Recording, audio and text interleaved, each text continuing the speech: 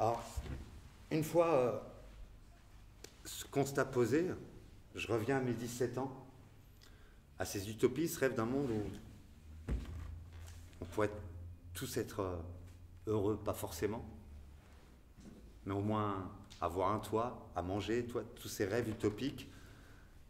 Et du coup, j'ai commencé à me demander, mais c'est où la source du poison? Chercher. J'ai voulu chercher cette source du poison et il s'est passé deux choses à la fois. C'est qu'en même temps, ça m'a permis de comprendre une logique inhérente à plein d'affections littéraires que j'avais. J'étais amoureux autant de Prévert, de Giono, des cultures sioux, des cultures sahraouis, de plein de choses comme ça complètement dévariées qui allaient dans tous les sens. Et en cherchant cette source au poison, ça m'a fait trouver une logique cachée. Alors pourquoi la source? Il y a une image, si on est pile sur la ligne de partage des eaux, on est d'accord, sinon mon image elle ne marche pas du tout. Il y a une source, et il suffit d'un petit caillou, d'une pierre.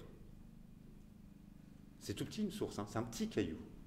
Ça ne se voit pas bien dans la montagne. Mais ce petit caillou, il va faire que ton ruisseau, il va couler d'un côté ou de l'autre. Un tout petit caillou qui fera que ta source, elle deviendra fleuve qui ira dans la Méditerranée ou elle deviendra fleuve qui ira dans l'océan Atlantique. Un tout petit caillou, ça peut avoir de grandes répercussions. Et je crois avoir trouvé une source, en tout cas il y a quelque chose qui m'a tapé dans la tête, c'est la transcendance. Alors vous savez ce que c'est la transcendance? C'est un nom assez réputé, assez connu. Hein, on entend plein de gens qui reviennent de boîtes de nuit, qui font « Waouh, j'ai dansé toute la nuit, la musique elle m'a complètement transcendé ». Non, là il ne sait pas ce qu'il veut dire. Hein. Il ne sait pas ce qu'il dit. La transcendance, c'est ce qui est apparu avec Platon et Aristote. Platon, le mythe de la caverne, tout le monde connaît. C'est « Nous ne sommes pas vrais, mesdames et messieurs, vous n'êtes pas réels, moi non plus. Nous ne sommes que les reflets contre le mur de la caverne d'une vérité supérieure. » Et là, le grand mot est lâché. D'une vérité supérieure. Aristote range le monde en pyramide, entre supérieurs et inférieurs.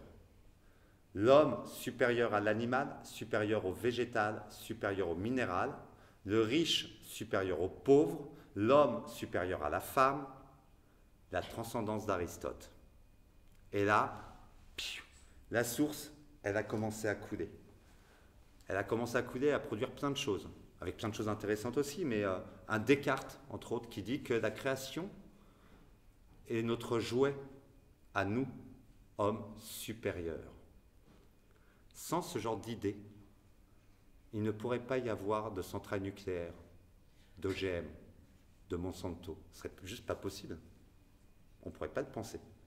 On a un Pascal, le grand Pascal, qui, dans sa lettre à la reine de Suède, dit qu'il est normal et sain que les esprits supérieurs exercent sur les esprits qui leur sont inférieurs le même pouvoir que les rois sur leurs sujets.